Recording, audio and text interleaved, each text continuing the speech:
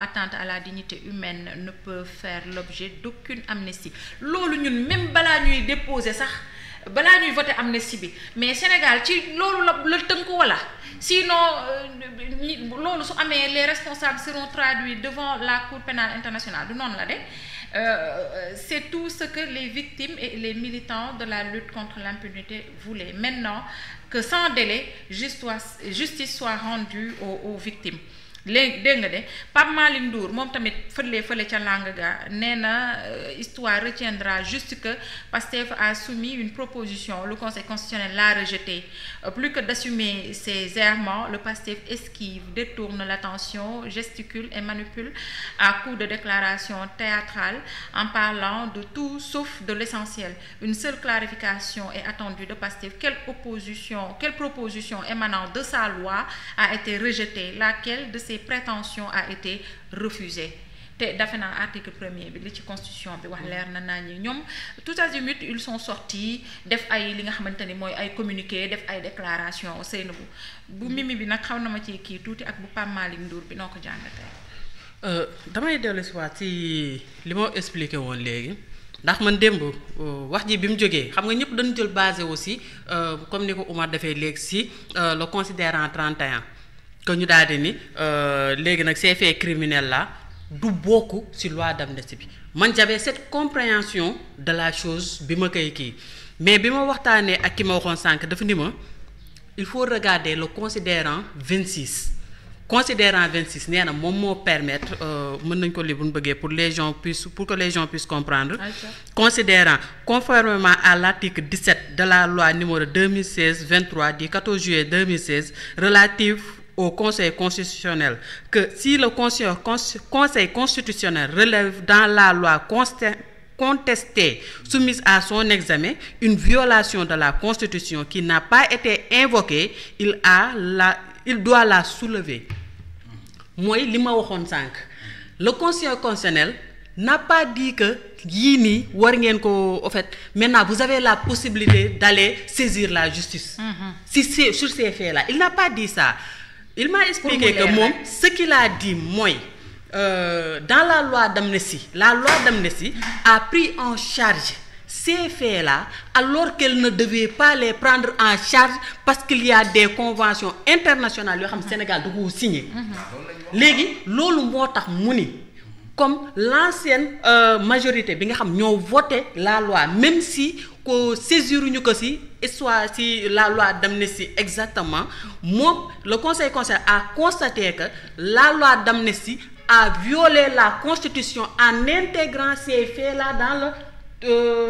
dans la loi d'amnistie. waaw mooy considérant 30. waaw kay non loolu la expliqué. dañ jël ay faits xam nga léegi foofu la expliqué foofu la conclure mu def ko si considérant 31 bi daal di koy énumérer mais léegi foofu nit ñi explication bi ñu si am mooy ñoom que léegi Conseil constitutionnel nee na leen léegi vous pouvez partir vous pouvez saisir la justice mais j'ai aussi à poser cette question là moom li ma wax mooy moom moo tax sànq ma ne leen il appartiendra maintenant aux juges yi nga xamante ne dañ leen di saisir dans ce cadre de ces dossiers là de nous dire si exactement la loi d'amnistie qui a déjà été votée et qui existe dans l'architecture juridique bu Sénégal est-ce que cette loi d'amnistie là dañu war a écarter loolu dindi ko tekk na le wala est-ce que dañu war a jël basé wu ci décision bi nga xam ne moo mujj. c'est-à-dire il y a une question non xam nga loolu bokku ci woon non loolu. au moment bi ñuy voté loi bi mosu cee bokk. bokku ci non en fait non yéen. non man je te comprends dégg naa la bu baax mais Conseil constitutionnel lu mu wax Amadou Ba leer na. mooy yow tey dafa am ay crimes yoo xam ne nii mënul bokk ci amnistie des crimes qui ne peuvent être amnistiés. inquiétude Seynabou mooy yow sànq li nga wax nga ne. am na ci loo xamante ne loi amnistie defoon na ko ci jamonoy Babacar Seye yóbbaale woon na kon crime yooyu yëpp donc la fait te waru ko woon yóbbu mais léegi la fekk mu yóbbaale woon crime boobu ci jargon juridique bu Sénégal même chose lay nekk ci lu Seynabou di wax maam dafay yóbbaale encore loo xamante ne waroon nañ ko attaquer à l'époque te attaqué wuñ mais la précision est de taille. mais oui ma xam nga léegi xam nga la loi existe xam nga loi bu xasee ba exister on doit l'appliquer te léegi la loi d'amnistie existe la loi d'amnistie a prévu que ces faits criminels là font partie des choses des faits qui ont été amnistiés. waaw conseil constitutionnel les faits kenn mënu ko amnistier. non conseil waxul ak faits que dafa nii conseil constitutionnel dafa nii la loi d'amnistie daf ko constaté mu ni la loi d'amnistie daf ko jàllale te waru si woon jàll mais coolu mooy waru si woon jàll te jàll na ba nu voté ko quelle sera la conséquence à tirer par rapport à ça quelle devrait être man tey ma nekk juge nga tegal ma nga ñëw indil ma yow sa plainte léegi yow sa plainte ça concerne la torture yow pour yow bi ngay def ci sa mémoire da nga ma bindal nga ni ma loi bi warul woon jël en charge samay crime waru ko woon jël mais man mi nekk juge ma am ñaari loi ma am loi bu tegee sama kanam daal di prévoir ni war nañ ko jël ak koo xamante ni nee na ma waroo ko woon jël mooy c'est-à-dire la décision du conseil constitutionnel léegi man lan laa war a def est-ce que je dois appliquer la loi d'amnistie qui a prévu que ni cette criminalité-là ne devait pas être prise en compte wala est-ce que je dois prendre en compte la décision du conseil constitutionnel bi nga xam dafa ni ma lii waruloo ko woon jël nee na foofu l'intime conviction du juge mooy ñëw foofu dootul le conseil constitutionnel dootul acteur politique léegi il appartiendra au juge bi nga xamante ni dañ ko saisir dans le cadre de ce dossier là de nous dire si effectivement torture ak crime de sang waaw crime de sang yooyu noonu léegi il appartiendra au juge qui sera saisi d'interpréter moom à son tour la loi pour xam day jël la loi d'amnistie wala la loi constitutionnelle man loolu mooy sama inquiétude nit ñi nag non c'est pas pareil ak yow li ngay wax ndax yow li ngay wax da nga wuy ji li nga acteur politique yi wax ndax acteur politique yi dañ ni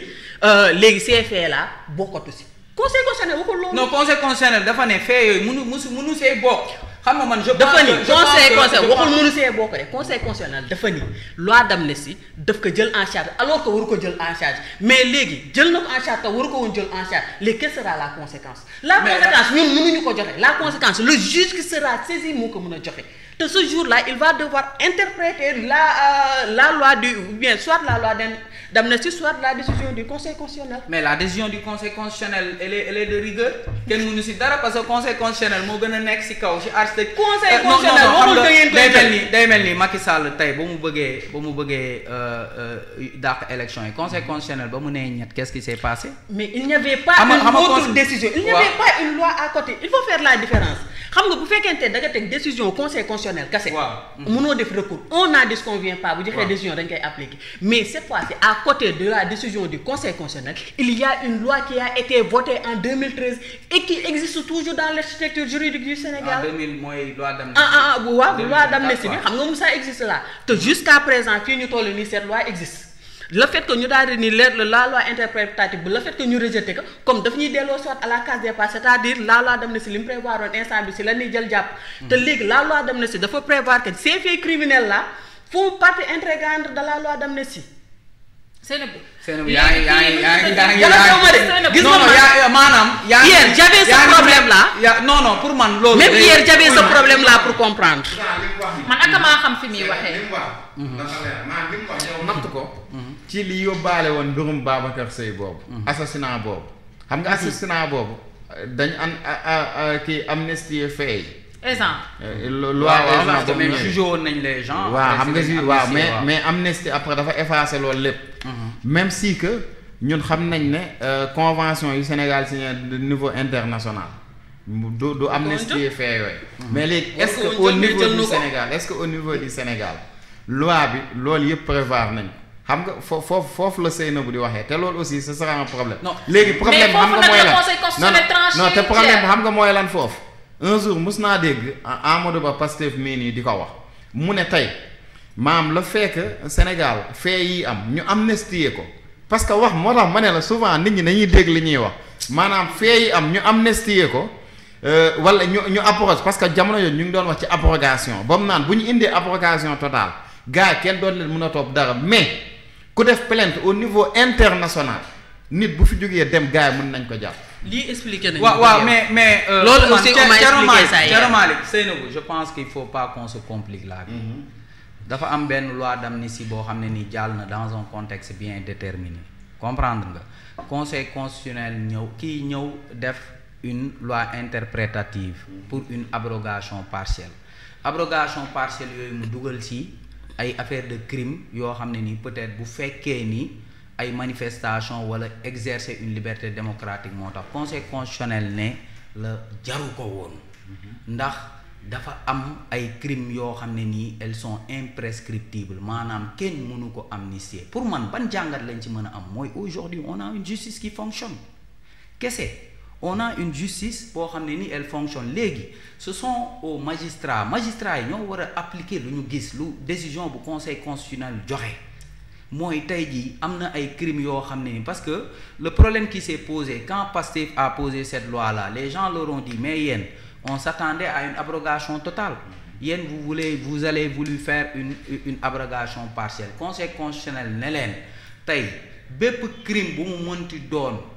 crime yooyu noonu loi d'amnistie mënu ko couvrir parce que y a des conventions internationales yu ñu signé yaa ngi dégg te les institutions supranationales institutions yooyu ñoo ëpp dayo institutions yu nekk fii parce que institutions supranationales yi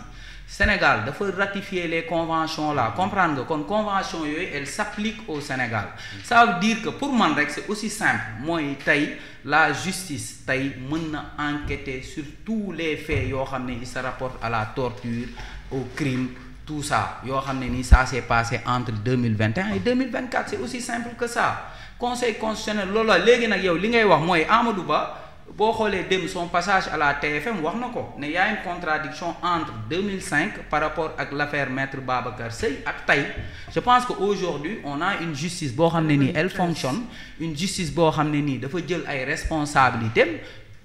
c'est ce qui a changé d'après moi donc tey jii nii je pense pas que il faut aller chercher de midi à 14h gars yi déposé nañ seen loi nee na leen crime yeeg yooyu jaru ko woon parce que lii ak lii kiiwul léegi nag les magistrats moo xam les procureurs les juges et consorts yi nga xam ne ni ils seront saisis si yenn dossier je pense que ñoom ñoo war a jël seen responsabilité à la suite de la décision du conseil constitutionnel bon man loolu ñëw aussi kii yi les commentaires mais les commentaires day dellu si li ma wax rek ndax ki si nekk instant bu ñu seetloo les acteurs politiques ñoo fi nekk ku nekk yaa ngi taxaw di fëgg sa dënn nekk naan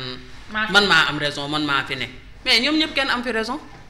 la réalité mooy le résumé de conseil constitutionnel li mu wax lépp am na ko am raison kay conseil constitutionnel li mu wax lépp xam nga mooy la si am na ko am raison moom laay wax ni man la conseil constitutionnel li mu wax mooy bu ñu ko daal di jëlee tënk ka ba mu jekk seen loi interprétative bi ngeen ñu indil du loi interprétative mu daal di ñuy jox ay argument la moo tax mu ni du loi interprétative daal koy yëkkati ba mu naay tekk ci poubelle bi donc ki def requête koo gañe man loolu laa si mën a jàpp ndax ñoom seen objectif moo doon ñu annuler cette loi d'interprétative cette loi interprétative là léegi jël nañ loi bi nee nañ leen loi bi c'est pas conforme parce que 1 c'est plus sévère 2 il a prévu des trucs yoo xamante ne waru ko si woon prévoir 3 dafa violer le principe de la non rétroactivité du principe de non rétroactivité des lois pénales en matière criminelle boobu tam da ko violer à la fin mu ni leen non à la fin au fait cette loi là ça ne respecte pas la constitution teg ka ne l'essentiel de la décision c'est ça léegi nag yeneen considérants yi si nekk ba nga xamante ni ku si nekk yaa ngi jéem a xëcc benn considérant bi la arrangé jël teg ko sur la table di ku si nekk da ngay toog di nax sa bopp mais cette loi là yëkkati nañ ko ba mu naay teg ka ne ñi nga xamante ne dugaloon nañ seen recours pour ñu am annulation boobu ils ont obtenu gain de cause on a reçu annulation de la décision man loolu laa si jàpp n'empêche que crime de sang yeeg torture yi loi